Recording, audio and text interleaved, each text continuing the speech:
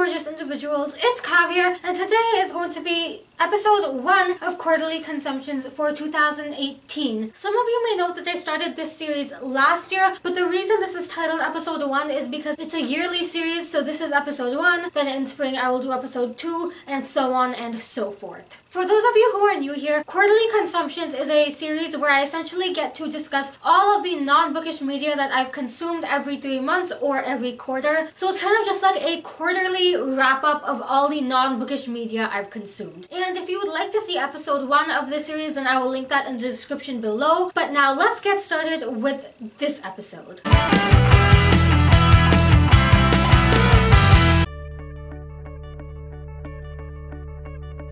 Starting out with movies, the first movie that I consumed this quarter was Pink, which is a Bollywood movie that essentially deals with the topic of rape. So definitely a huge content warning because that is the primary theme of the movie. I really loved it. I would easily give it a 10 out of 10. I thought that it handled the topic really well, and it really gave me a lot of insight into how rape is dealt with in India, because I get to see a much more Western worldview of it because I live in America. And I know that a lot of the people that watch my videos also live in the Western world, so this was a great way to get some education on how it is looked at in other places. And as I am Indian myself, it was a really good lesson for me in how it's dealt with in India, and I really enjoyed the movie. I don't really want to talk about the plot. I think you should really just watch it and see it for yourself, because I think it's a much better story that way. But definitely I want you to know before you go into it that the main theme of the movie is rape, and that's primarily what it's dealing with. And if that's something that's triggering to you, then you probably don't want to watch it. But if it's not something that's triggering to you, I highly recommend it. It is a very powerful and important movie, and as it is a Bollywood movie, I haven't seen many people in the Western world talking about it, so I definitely want to shine a light on it. The second movie that I consumed was It, and I consumed the newer version of it. I went to see it in theaters with a friend of mine. I would probably give this around an 8 out of 10. Before I even go further, I also want to give a content warning for kind of sexual assault in the movie. Nothing explicit happens, but there is kind of some hinting towards it that you see in the movie, so definitely be aware of that before you go in. I'm sure many of you know what it's about, considering it's kind of been the big thing this Halloween season, but essentially it is a horror movie based off the Stephen King novel. And I know that in the novel it follows like 2 plot lines. I believe there's an adult plot line and a kid plot line, and there was a movie also made a while ago, but as I said, I've only seen the newer version, and this newer version only focuses on the kid plot line. I haven't read the book, so I don't know the details, but that's what I have been told. I really enjoyed it. Now, I wouldn't say it was necessarily the scariest movie. As you all know, I am a huge horror movie fan, and I love horror movies, so I can definitely tell you what are scary movies and what are not. And I also have a very high scare tolerance because of the fact that I watch so much horror. Many of the people I talked to also said they didn't find it very scary. I thought it was actually quite humorous. Of course, I wouldn't call it a comedy, but I thought that they kind of played with humor and such very well in the movie. It was rated R, and in a lot of ways, I can't really understand why. I get it's a horror movie. Overall, I don't think it had much explicit content other than I said, like kind of hinting towards sexual assault. Outside of that, and I guess the general horror vibe that you get from it, there was nothing particularly explicit in the movie that I would call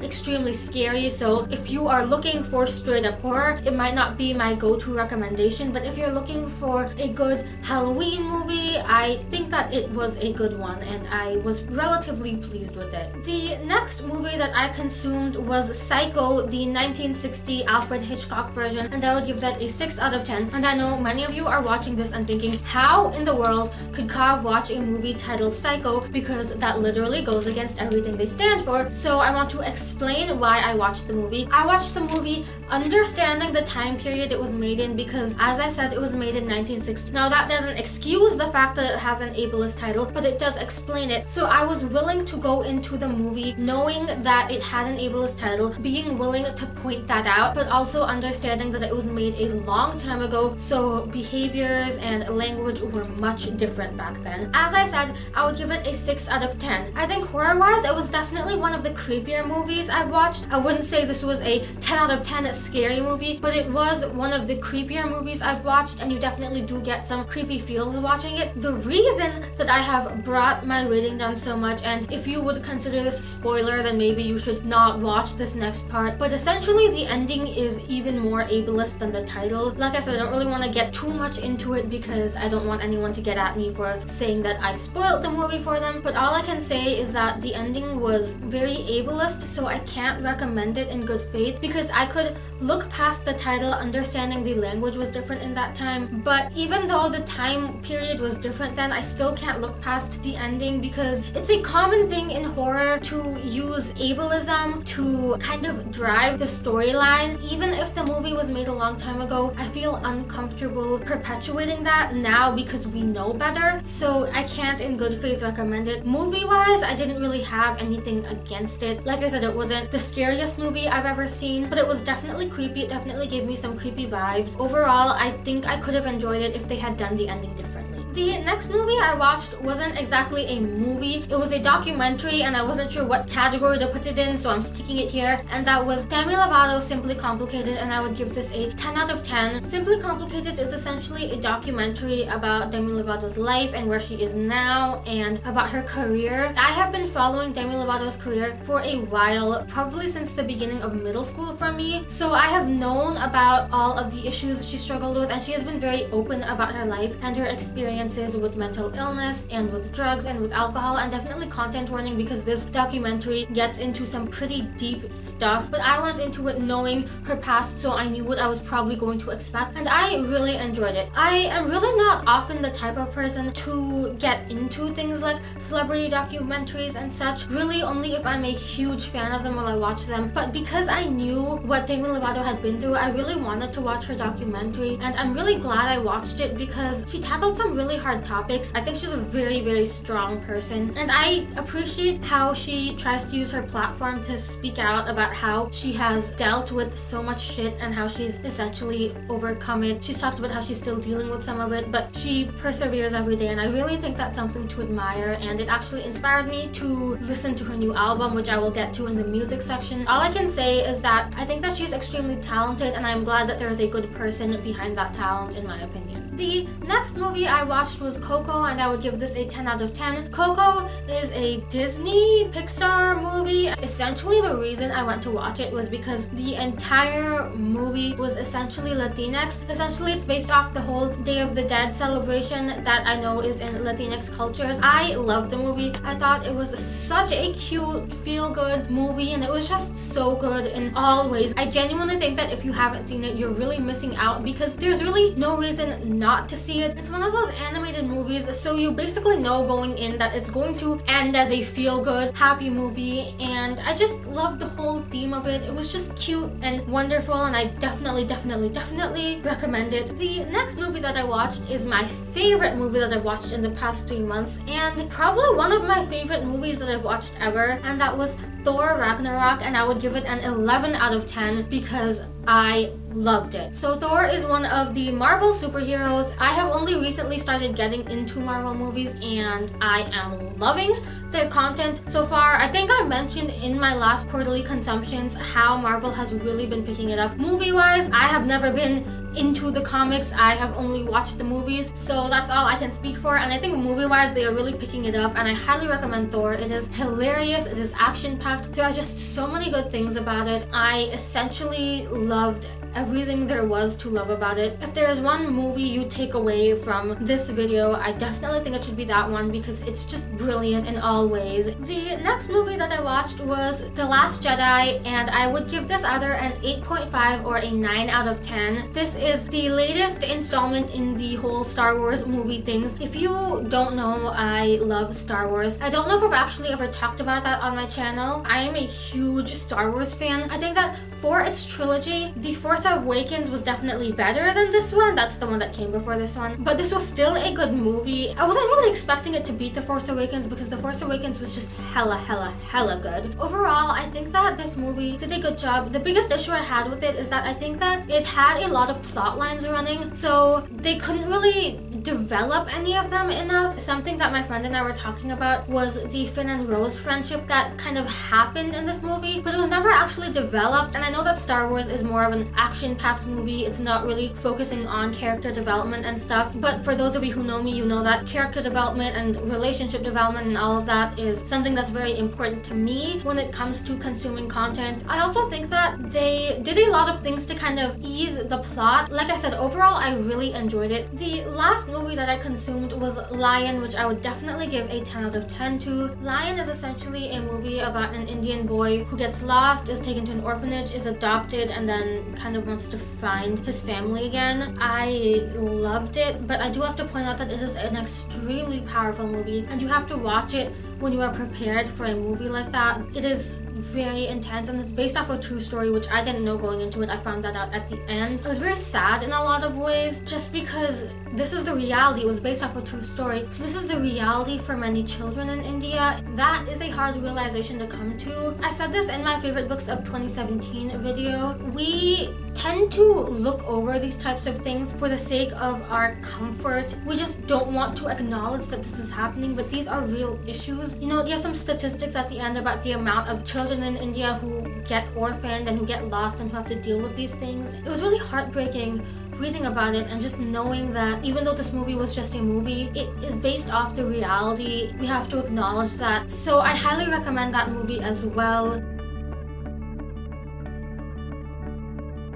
The first TV show that I watched this quarter, which I think was in my last quarterly consumptions thing, was The Fosters, which I would give a 10 out of 10 to. This, I think, was just finishing the last few episodes that hadn't aired by the time I had put up the last video. So I'm not really gonna go too in depth with it because I've talked about this show before and because it's been on break for the majority of this quarter. Essentially, The Fosters is a show about a girl who gets fostered by this family. This family has fostered and adopted multiple different children, and it is on its 5th or 6th season now, I think. It is a freeform show, and I tend to watch much of my TV on freeform, and The Fosters, I think, is one of their most diverse shows and one of their shows that hits the most important topics. So I definitely recommend this show, but like I said, it's not necessarily the funnest show. Again, I'm not saying this is a sob fest either, but it is a drama, and it's a drama that also tackles a lot of real issues, so you should know that going into it. Overall, I just think it's a very good show and that more people should be watching it. The next show on my list is Shadowhunters. This is a show I'm always watching because I read the books, so I watch the show. It's just what I do. I review the show. I'm not really gonna get too into it because I have an entire review of it up, so I will just link that either up there or down there for you all to check out if you really want to know how I felt about it, and I'm just gonna keep going. The next show on my list is one that hits me right here because it is one of my top 3 shows and it ended this year, and that is Teen Wolf.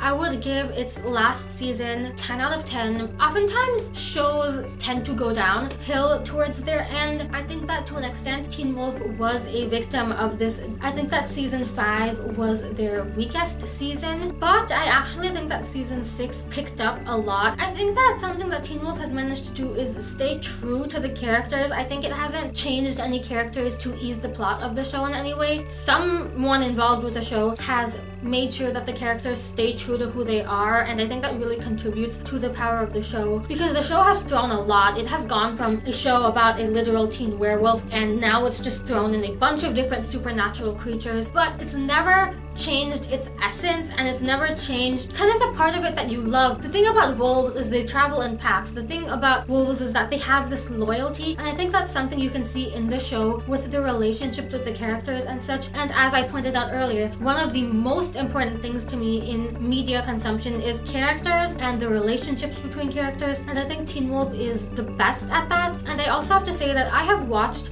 quite a few shows end, sadly, but I might actually have to say that Teen Wolf is the show that I've watched that's had the best ending. The next show on my list is Supergirl, and I would probably give this a 7.5 out of 10. At this point, I am finished with season 2. I'm not fully caught up. I've only seen what's on Netflix. I mentioned in my last video that there are some problematic elements with this show, but more importantly with this cast. I'm well aware of that, and the primary reason I watch this show is because I love Tyler Lee, but also because I know that this show has a healthy female-by-female relationship. There is so little healthy female-by-female relationship representation in media. The primary reason I give it a 7.5 out of 10 is because I stopped season 2 at some point in the middle, and I just didn't get back to it for a while, and I had no drive to get back to it, and I think that means that there was definitely something lacking in the show. But then when I did get back into it, I was watching it consistently, and I was interested in the next episode. So overall, I did definitely enjoy it. It's not a perfect show. It's not one of my favorite shows, but it's a good show. A show that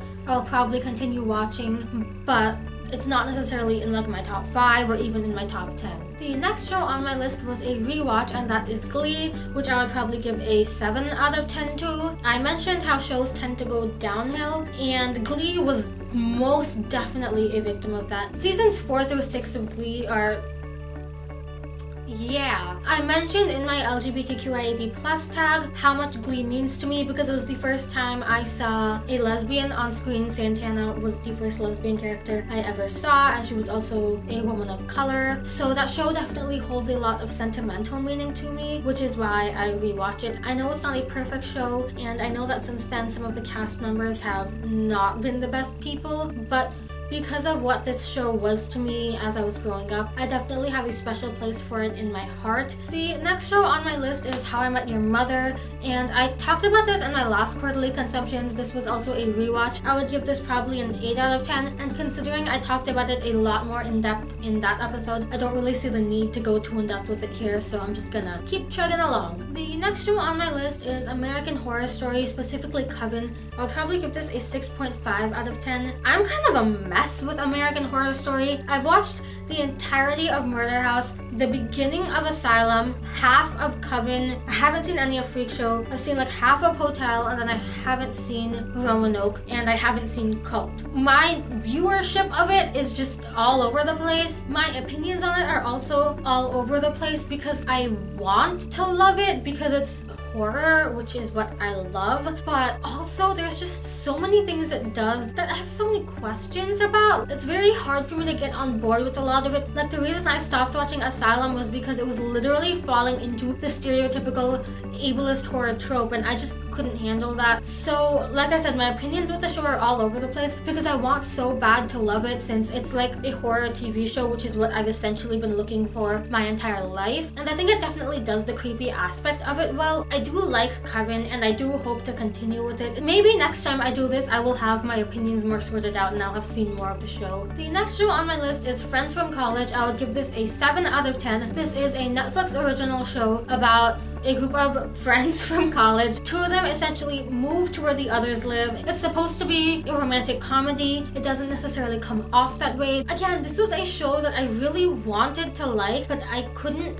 quite get over some things. First of all, I want to say that the show does not come off as a romantic comedy. It comes off as awkward comedy. You have to be aware of that before going in, because the comedy in it is very awkward, and I could laugh at that. I could find that funny, but I think if that's something that you don't find funny, it's going to be very hard for you to enjoy that show. What gives the comedic appeal to it is the awkward situations and the awkward relationships in it. The next thing about the show is that it's kind of problematic in some ways, considering it was made so recently. Some of the lines and such could really have been avoided. It was made in like probably 2016 or something, so like people know better than to do quite a lot of this stuff now, and I just think that there are so many parts of it that could be done better. Like, the amount of cheating in it is kind of ridiculous, to be honest, and isn't realistic at all. There's just like this one line that gets me. It was like from the first or second episode, where this completely privileged rich guy who basically doesn't work at all essentially complains about the fact that he can't use offensive terms. Why would you have someone literally complain about not being able to offend others? The next show on my list is Girl Boss, and I only watched like the first 2 or 3 episodes of this, and I'll give it a 4 out of 10. This is also a Netflix original show, and I really wanted to enjoy this show. The person who plays the main character is Britt Robertson, and whereas she's not one of my favorite actresses, I do like her as an actress, and I've seen her in other movies and such, and I think that she is a good actress. So I really wanted to like this show, especially considering she was the main character, but I just couldn't. Essentially, the entire premise is that this is like some rich white girl complaining about not being able to do anything when she literally doesn't even try. I was just kind of over that, and I don't think it had anything to do with the way the character was played. I think she was played well. However, something in the way the writers wrote her or something, or maybe she wasn't really played well, I think she was. I couldn't like her because it just felt like she had everything and was still complaining. And the main character literally says in the show, "Why am I such an asshole?" And I'm like, well, maybe you should stop being one. I really wanted to enjoy it. The next show on my list is Dance Academy. This was also a rewatch. I would give this a 9 out of 10. I watched Dance Academy back when I was like 10. Here I am at 16, still watching it. Real talk, I actually questioned whether or not I should rewatch it because I didn't know if I wanted to put it in this video. Then I thought, why should I be ashamed of liking something? There's no reason to be ashamed of it. So I decided that I would watch it because I felt like it at the time and I enjoyed my rewatch of it. Dance Academy is an Australian TV show that takes place in the National Academy of Dance, so it centers around dance. That's the primary theme of it, and I really like the show. The last show on my list is season 6 of Once Upon a Time, which I would give a 9 out of 10 to. So I love Once Upon a Time. I don't know if I've actually ever mentioned that on my channel. What I have mentioned on my channel is I live for fairy tale retellings. I love fairy tale retellings, and Once Upon a Time is essentially just based on fairy tales. I really like this show. I think that as opposed to so many other shows that have a tendency to go downhill as they continue, this show really hasn't. And of course, it's had some weaker seasons, it's had some weaker storylines that it's used, but overall, I think that it's really been incorporating new fairy tales and such very well. So I really enjoyed this season. What was introduced in season 6 was Dr. Jekyll and Mr. Hyde was wrapped up. I think that was introduced back in season 5. That was wrapped up in this season. Then Aladdin had a storyline in this season. My biggest complaint is just that I think that the Aladdin storyline could have been done better because I think they made it really short and I don't know why, but I really would have liked to see more of it. And then just kind of like the entire story was wrapped up as a whole towards the end. I think that they did a really good job with it. The first album I have on my list from quite a long time ago is Everybody by Logic. I discovered Logic the same way many people did. He performed the song 1-800-273-8255 with Alessia Cara. For those of you who don't know, that is the National Suicide Hotline in America. Let's just start off the bat with the fact that he is an artist who uses his platform for good. I heard that song and I was already interested, and then I started listening to his entire album. I started following him on social media. I looked up some interviews and I realized how great he was. He primarily raps. I don't know if this is qualified as hip-hop, so I don't want to say anything wrong, so I'm gonna qualify the album as rap. On his album, he has like songs about anxiety, about being biracial. He talks about a lot of important topics on his album. Honestly, I love all the songs because all of them talk about something important, and I just really love his message of promoting love and positivity, and it just makes me happy. The next album on my list is Ceremonials by Florence and the Machine. I've never gotten super into Florence and the Machine before. Something a few months ago just compelled me to start listening to her more, so I decided I wanted to listen to each one of her albums. I actually only got to Ceremonials because something then compelled me to listen to someone else. I really enjoyed Ceremonials and I do want to get back into her again. The reason I listened to it was because I listened to pieces of all the albums, but that's the one that I enjoyed the most, so that's the one I started listening to more and more, and my favorite songs in it are definitely Seven Devils and Shake It Out. The next album on my list, you've all been waiting for one of them to show up. I know, I can see it in your eyes even though I can't see you. Is Flicker by Niall Horan. Everyone and their mother knows that One Direction is my favorite band. They're not like a band anymore. I say they're my favorite band because it's easier than pointing out all of the 5 people's names. It's just too much work for me. Niall Horan decided to go and drop an album a few months ago, and of course I listened to it like the day it came out, and of course I loved it. What I really like about this